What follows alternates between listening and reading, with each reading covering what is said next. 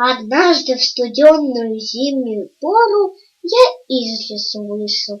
Был сильный мороз. Гляжу, поднимается медленно в гору лошадка, подарком везущая воз. И шествуя важно, спокойствие чином, лошадку ведет под узцы Дед Мороз.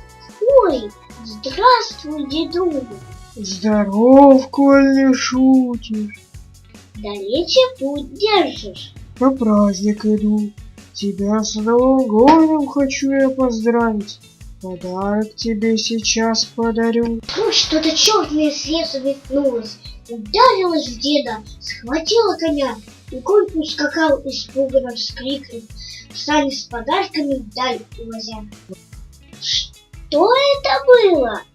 Ох, чтоб тебя, карга старая, ну я тебе устрою. Махнул Дед Мороз своим посохом длинным, и пред конем вдруг стала стена ожившего льда, и навстречу пошла. За стены для руки высунулась, по боеву хап, и стену замуровали. Конь со испугу развернулся и к нам побежал.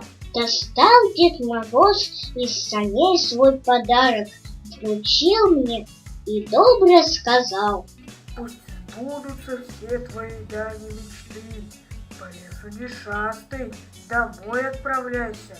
Ну, с Новым годом! И скрылся в ночи.